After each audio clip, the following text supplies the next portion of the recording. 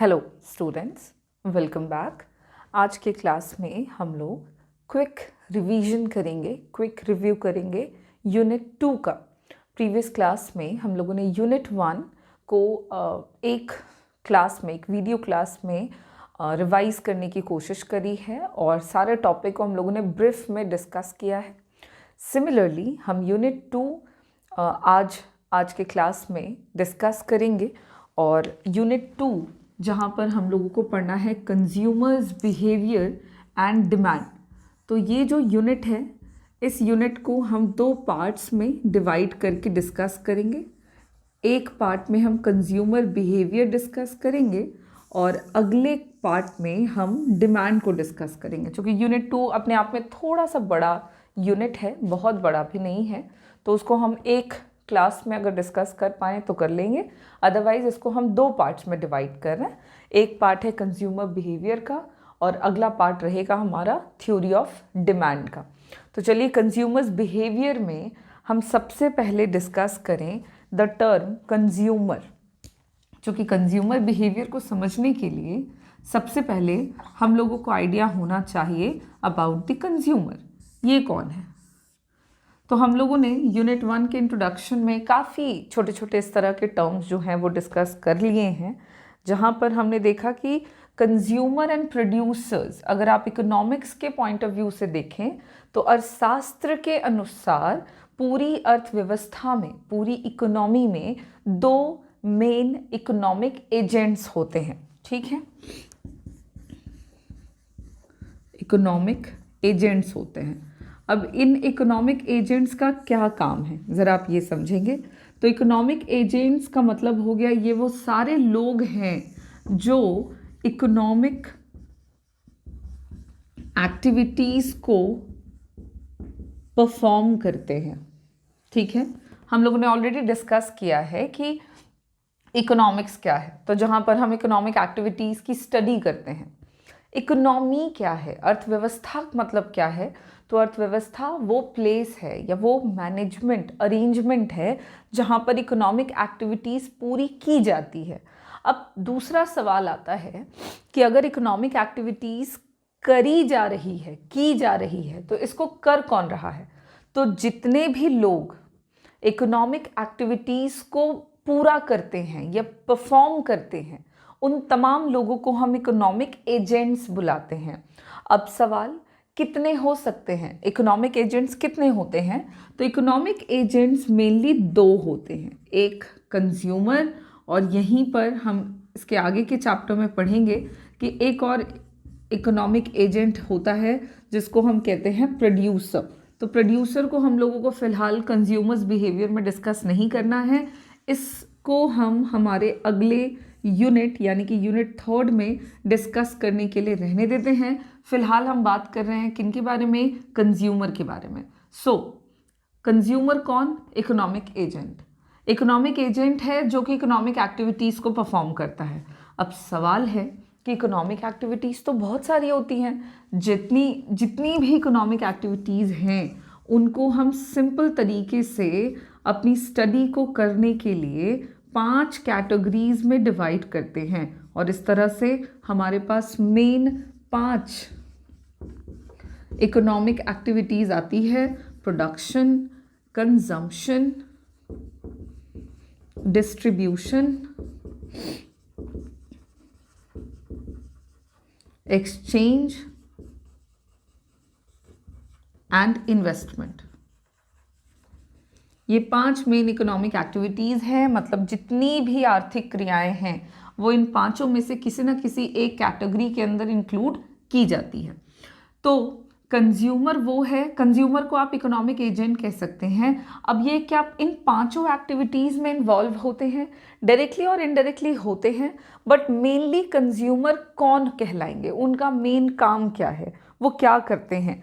तो कंज्यूमर वो economic agents होते हैं जो कि अपने वांट्स को यानी कि अपनी ज़रूरतों को, अपनी इच्छाओं को सेटिस्फाई करने के लिए कंजम्पशन एक्टिविटी को करते हैं। वो सारे लोग जो कंजम्पशन कर रहे हैं यानी कि उपभोग करते हैं किन चीज़ों का, तो वस्तु और सेवाओं का, गुड्स एंड सर्विसेज का। गुड्स एंड सर्विसेज को कंज्यूम करके अपनी ज़रूरतों को सेटिस्फाई करने वाले आर्थिक जो एजेंट्स हैं, जो लोग हैं, उन्हें हम कहते हैं कंज्यूमर। तो ये जो 5 इम्पॉर्टेंट इकोनॉमिक एक्टिविटीज़ हैं, अगर हम उनमें देखें कि कंज्यूमर मेनली किस इकोनॉमिक एक्टिविटी से रिलेटेड है, तो वो इकोनॉमिक एक्टिविटी है कंजम्पशन। ठीक है, उपभोग।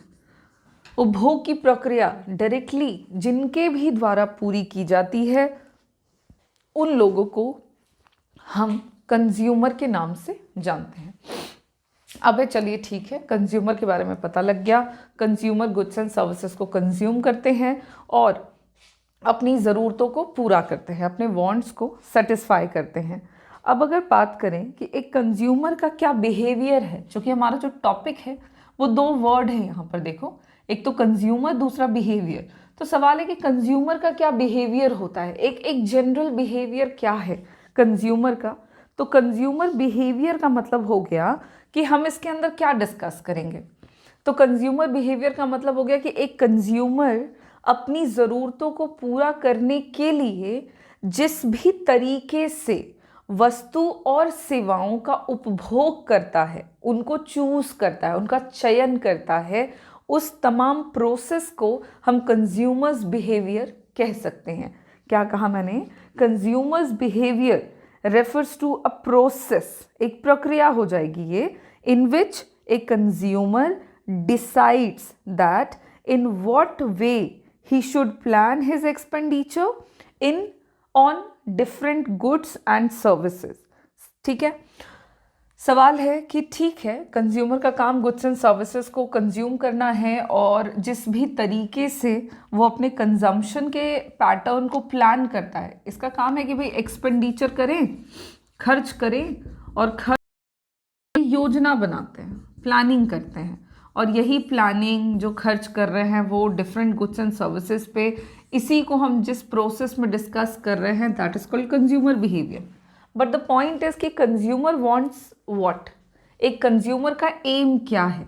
एक कंज्यूमर वस्तु और सेवाओं को कंज्यूम कर रहा है, ठीक है, अपनी ज़रूरतों को पूरा करने के लिए, वो तो एम है ही, लेकिन इस तमाम प्रोसेस के तहत वो क्या पाना चाहते हैं, उनको क्या प्राप्त होगा जिसको वो प्राप्त करने के लिए सारे काम कर रहे हैं।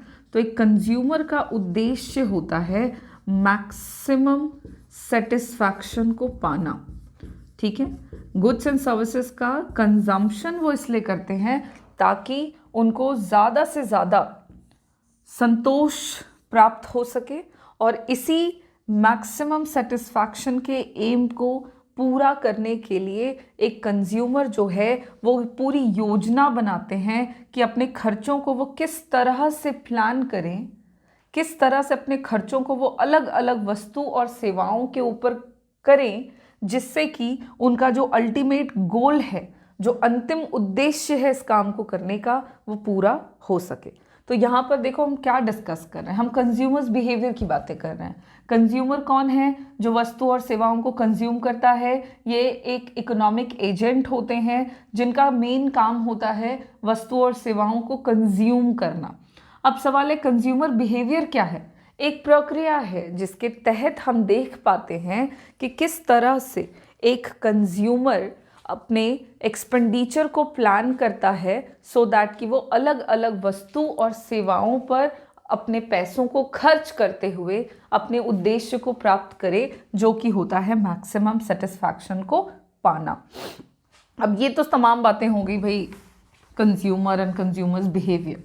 अब इसी के अंदर हम लोगों को एक टर्म और जानना होगा कि कंज्यूमर्स इक्विलिब्रियम क्या होता है।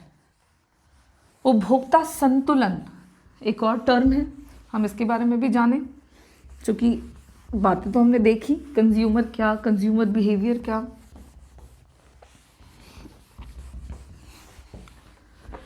अगला जो टर्म है वो है कंज्यूमर्स इक्विलिब्रियम। इक्विलिब्रियम मतलब संतुलन, ठीक है। अब कंज्यूमर का संतुलन कहाँ होगा, कब होगा, ये पॉइंट है।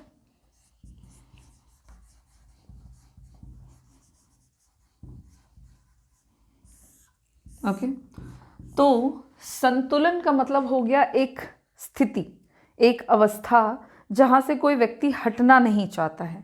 ठीक है, कोई भी स्थिति जिसको आप इक्विलिब्रियम कह सकते हैं, हम सब इक्विलिब्रियम पर पहुंचना चाहते हैं, एक संतुलन की अवस्था को पाना चाहते हैं, जिसको प्राप्त करके हम उस पोजीशन से हटना नहीं चाहेंगे, ना उससे पीछे आना चाहेंगे और ना ही उसके आगे जाना चाहेंगे।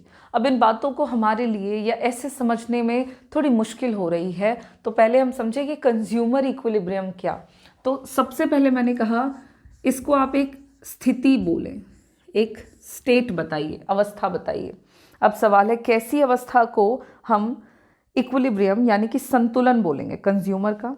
तो एक कंज्यूमर जो है वो इक्विलिब्रियम पर तब होता है जब उनका इनकम और बाजार में जो वस्तु की कीमत है, ठीक है, वो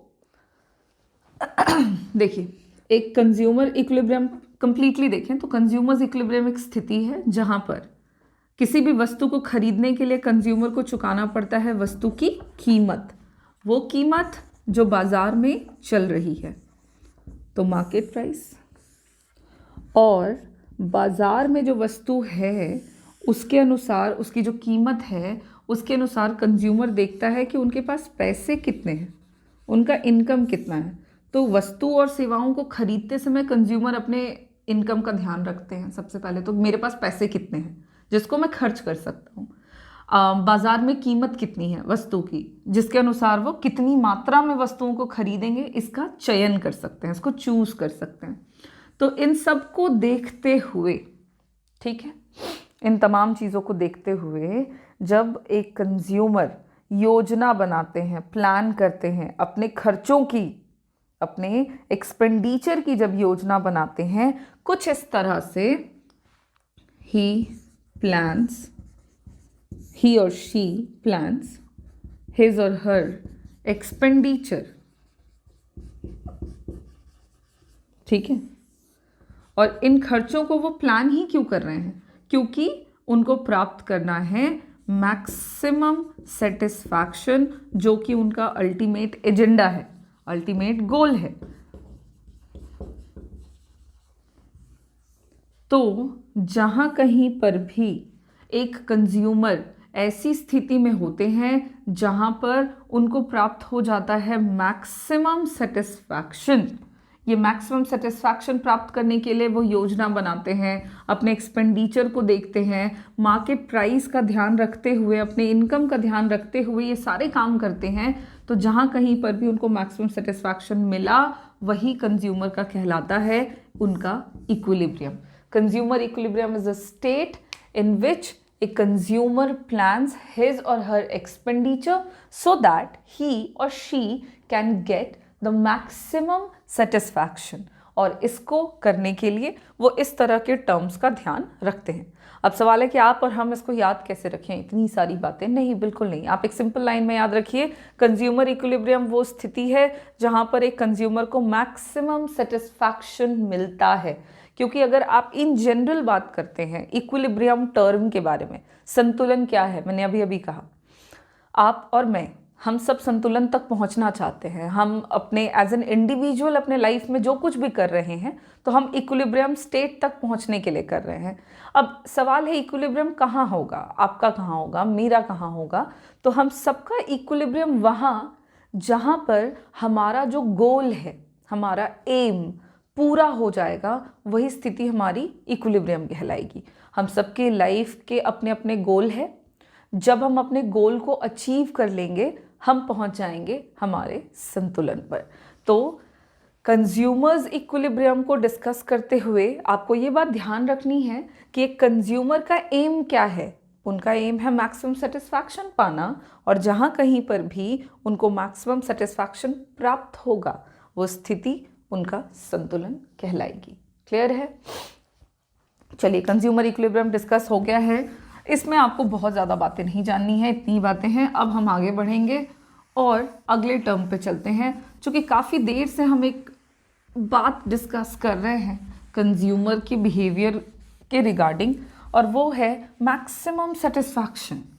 बार बार हम बात कर रहे हैं कंज्यूमर के एम के तौर पर, कंज्यूमर के उद्देश्य के तौर पर। तो ये जो टर्म है सेटिस्फैक्शन, यहीं से हम हमारे अगले टॉपिक पे बढ़ें। बार बार हम बोल रहे हैं सेटिस्फैक्शन। अब सवाल है कि मैम कंज्यूमर का सेटिस्फैक्शन मैक्सिमम हुआ या नहीं, इसको हम कैसे पता करें? सेटिस्फैक्शन क्या है, इस टर्म का मतलब क्या है? तो सेटिस्फैक्शन को यानी कि संतोष के स्तर को मापने का तरीका होता है।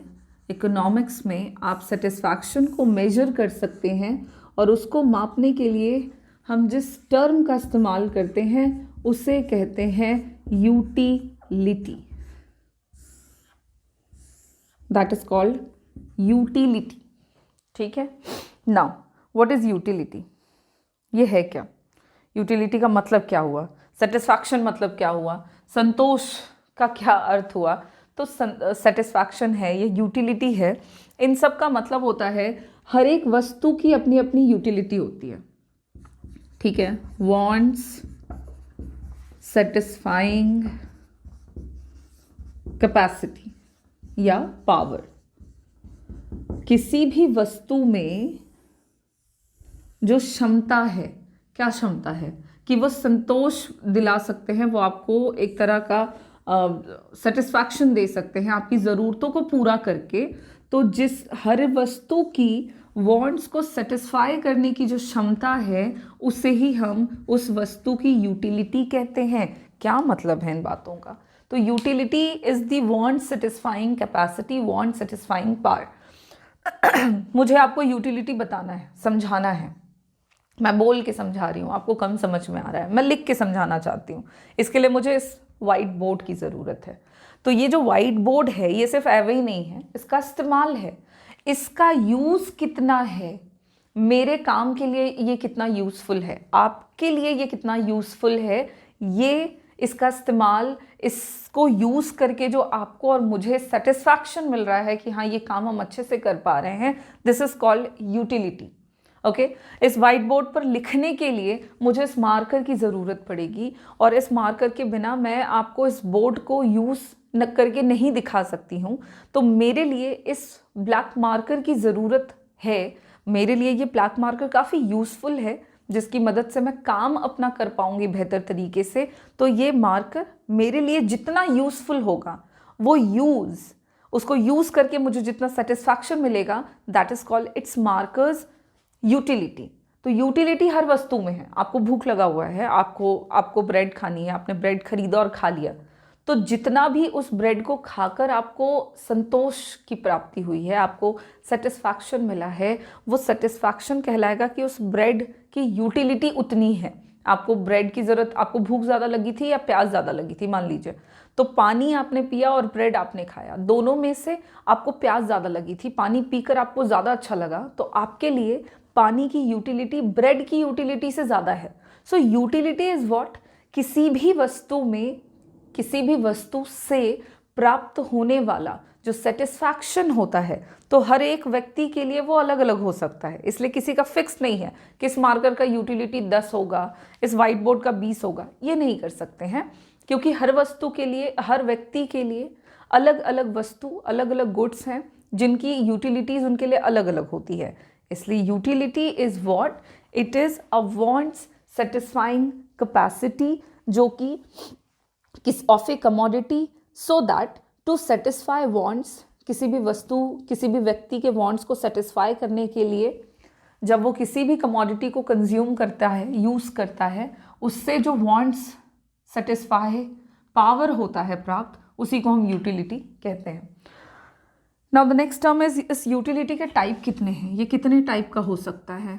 तो इसके कॉन्सेप्ट को और बेहतर तरीके से समझने के लिए हम यूटिलिटी के टाइप को 2 भागों में बांटते हैं, मतलब इसके 2 टाइप हो जाते हैं।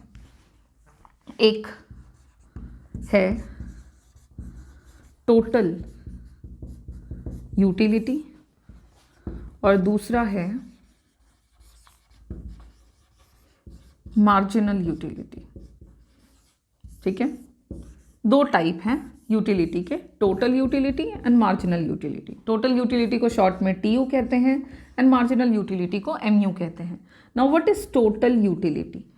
तो जो टोटल वांट सेटिस्फाइंग कैपेसिटी होता है, ठीक, जो टोटल सेटिस्फैक्शन आपको मिलता है किसी भी वस्तु के गिवन अमाउंट को कंज्यूम करके।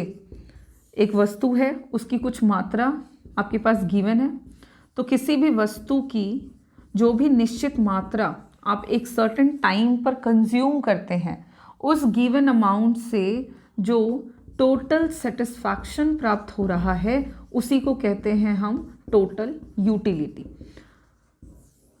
जैसे आपने एक साथ 4 रोटी खाई, तो इन चारों रोटी से टोटलिटी में जो आपको टोटल सेटिस्फैक्शन मिलेगा, उस टोटल सेटिस्फैक्शन को हम टोटल यूटिलिटी कहेंगे। इसको कैसे मेजर किया जा सकता है या इसको कैसे मापा जा सकता है? तो टोटल यूटिलिटी को हम मार्जिनल यूटिलिटी से मापते हैं। पहले मैं आपको इन दोनों का रिलेशन या फॉर्मूला बता दूं, फिर मैं आपको मार्जिनल यूटिलिटी भी बताऊंगी। टोटल यूटिलिटी जो है वो सम होता है मार्जिनल यूटिलिटी का। This is the relation between the TU and MU.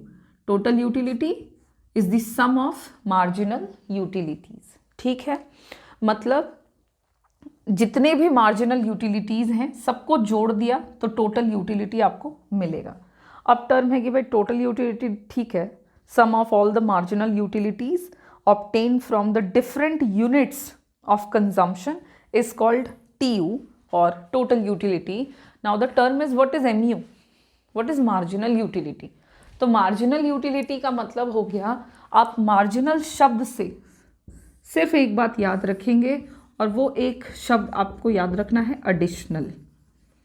ठीक है, हर एक additional unit of the commodity से, वस्तु की हर एक इकाई मात्रा, किसी भी वस्तु की जो भी इकाई मात्रा है उसको कंज्यूम करने से जो भी सेटिस्फैक्शन प्राप्त होता है, जो भी संतोष प्राप्त होता है, उस सेटिस्फैक्शन को हम कहते हैं marginal utility. What is MU?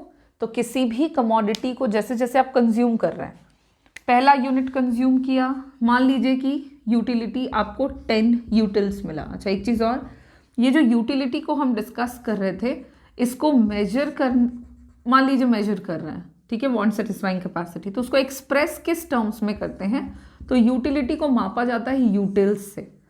हमारे भाषा में सेटिस्फैक्शन को मापने के लिए इकोनॉमिक्स में यूटिल्स का इस्तेमाल होता है। ठीक है, मान लो एक यूनिट को कंज्यूम करा, 10 यूटिल्स मिला, 2 यूनिट कंज्यूम किया, तो 2 यूनिट को कंज्यूम करने से there is the MU and there is the quantity of the commodity consume demanded. Second वाला, फर्स्ट आप कंज्यूम कर चुके हैं, सेकेंड वाला यूनिट आपने जब कंज्यूम करा तो आपको सेकेंड एडिशनल यूनिट जो है, दूसरा वाला, पहले को छोड़कर दूसरे वाले से जो यूटिलिटी मिली वो मिली 8 यूटिल्स। आपने तीसरा यूनिट कंज्यूम किया, आपको यूटिलिटी मिली है 4 यूटिल्स। ठीक है, आपने चौथा कंज्यूम किया, आपको यूटिलिटी मिली है 0 यूटिल्स। इस तरह से जैसे जैसे फर्स्ट यूनिट को कंज्यूम करा था 10, सेकेंड को किया, सेकेंड वाले यूनिट को, जैसे 1 और 2, तो ये खत्म हो गया। अब इसको कंज्यूम करने से आपको कितना यूटिलिटी मिला? 8। चलो ये भी खत्म हो गया, तीसरा आपने कंज्यूम करा, तो पहला दूसरा छोड़कर तीसरे के कंजम्पशन से आपको यूटिलिटी मिल रहा है 4 यूटिल्स। ये खत्म, आपने चौथा कंज्यूम करा है, इन तीनों को छोड़कर सिर्फ चौथे से कितना यूटिलिटी मिला? 0। ये कहला रहा है आपका मार्जिनल यूटिलिटी। और अगर हम टोटल यूटिलिटी निकालेंगे तो टोटल यूटिलिटी कैसे निकलेगा? तो फॉर्मूला देखो, TU बराबर सिग्मा MU, यानी पहले यूनिट को कंज्यूम करा तो टोटल यूटिलिटी 10। अब आपने एक साथ 2 रोटियां खा ली हैं, दोनों को कंज्यूम करने से कितना यूटिलिटी मिला है? तो 10 + 8 18।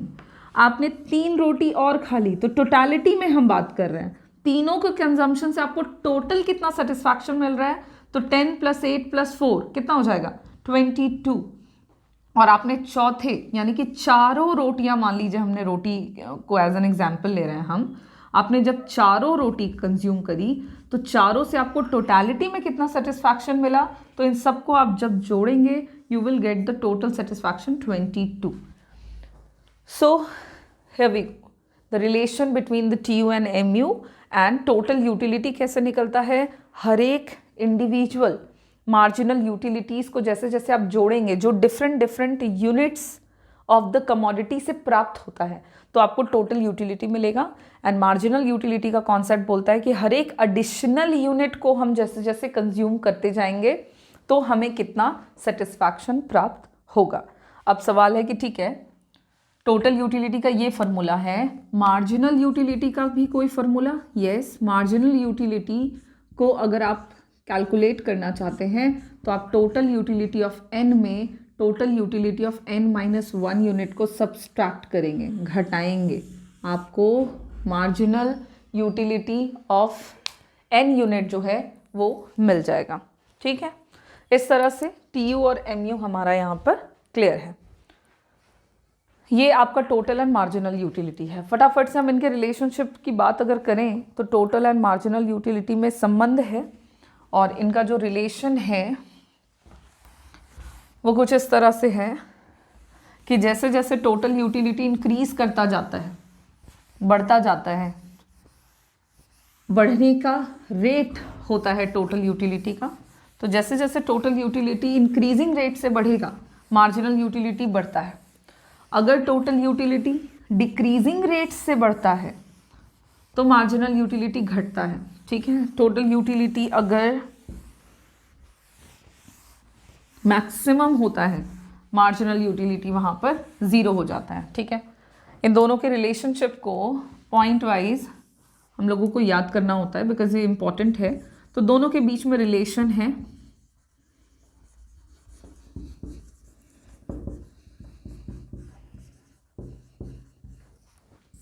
TU और MU के बीच का संबंध अगर हम देखना चाहें तो सबसे पहला संबंध है कि टोटल यूटिलिटी अगर इंक्रीज करता है और इसके इंक्रीज होने का रेट डिक्रीजिंग होता है, घटती हुई दर से अगर बढ़ेगा तो मार्जिनल यूटिलिटी घटेगा, पहला।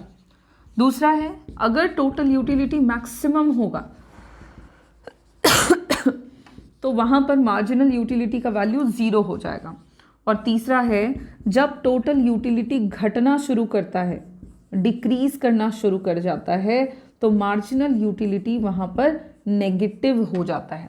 इस तरह से टोटल और मार्जिनल यूटिलिटी के देखने को मिलेगा और ये तीनों का ये दोनों के बीच में 3 पॉइंट्स में हमें रिलेशनशिप हैं जो कि याद रखने होते हैं।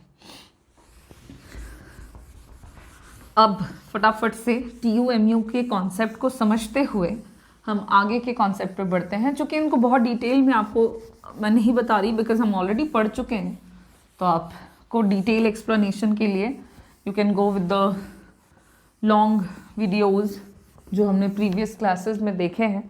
आगे चला जाए और अगला जो टॉपिक है वो है एक law which is law of diminishing marginal utility.